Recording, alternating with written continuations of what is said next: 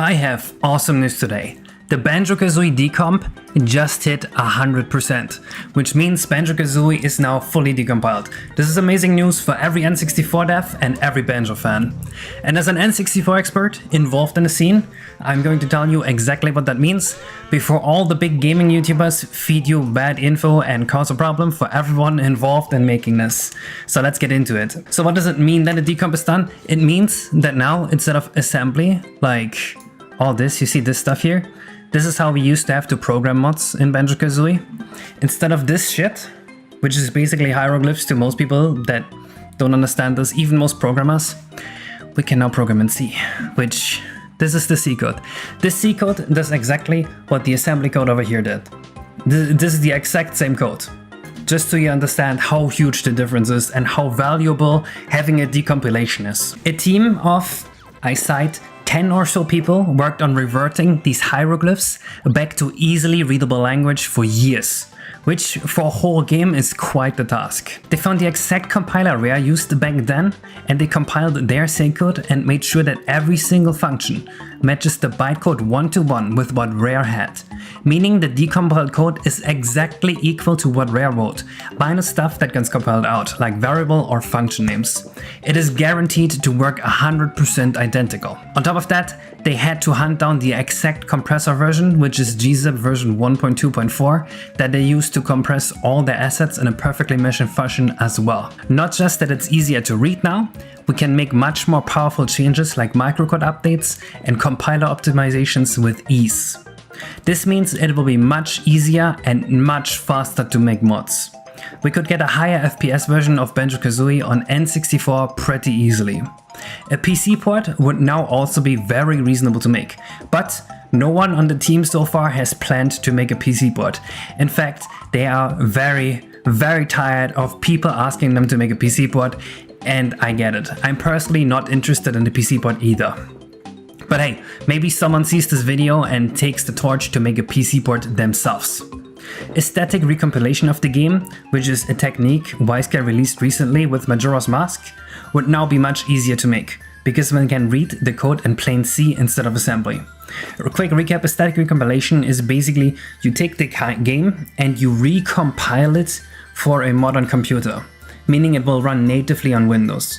You can even do stuff like insert your own custom shaders and stuff like that, which if you look at the Majora's Mask footage here, it can look amazing. So what does this mean for the future of Banjo Kazooie? Anyone can edit Banjo Kazooie code now, or at least it is a lot easier. People like Mark Kirko have been working with an old tool called Banjo's Backpack in binary and assembly before. I've given Banjo's Backpack a try a while ago, and it really is a huge pain to work with, and much more limited than the decomp tools we have like Fast64. Fast64 fortunately is open source and will easily let Banjo modders add all the support that they would like. We can now also much faster investigate how stuff in Banjo Kazooie works. For example, they already investigated the stop and swap. With the new discoveries on the stop and swap stuff, it means you could now use an N64 game with an arbitrary code execution exploit, such as Paper Mario or Ocarina of Time, to legitimately, without cheats, use Banjo Kazooie's stop and swap feature. I'm sure we'll see someone do this at some point in the future, and it will be super cool. Apparently, there are also hints to the fact that it was also planned that Banjo Kazooie was only a middle point in the whole stop and swap chain, where you carry items to locations to then collect it in other games like Banjo Tooie or Donkey Kong 64. And now we also have 100% confirmation that we have found all the cheats in the Sandcastle. If you didn't know, the Sandcastle here lets you enter cheat codes to, for example, get unlimited eggs or open levels early. All the stuff was somewhat encrypted in the ROM, and here's a table of all of them if you're curious. That's just an example though. This means we'll definitely learn a lot more about intended or cut features in Banjo Kazooie. Banjo fans are eating good this week. This will also let speedrunners investigate glitches or tricks super easily, kinda like we did with the Mario 64 decomp. The Mario 64 decomp was a contributor to the success of the A button challenge and led to many cool innovations for tricks on how to beat the game without pressing A. Although I have to say, the A button challenge team is insane enough to just trudge through assembly code for hours. I remember back in 2015 or so, Tyler Keeney discovered parallel universes just by reading this code. And what you're seeing here is a real screenshot of the conversation that was had when he discovered this. This right here is real Banjo Kazooie code that in an equivalent way, just with changed variable names, existed somewhere while Rare was working on this game. And being able to read it just like this is super cool. So what's next for Banjo Kazooie? Well, the first priority is shiftability. Currently, while you can change code, the ROM is not shiftable. This means if you change the size of some things, lots of other things are required for it to still function. This is a huge roadblock for mods to be made, but they're actively working on it and I can't imagine that it will take too long. Mittens, the lead of the decomp team and the guy that did most of the work, said it's gonna be at least a week, so I'm positive it will happen in at most a month. We'll also need Fast64 support for this specific game to make mods super convenient.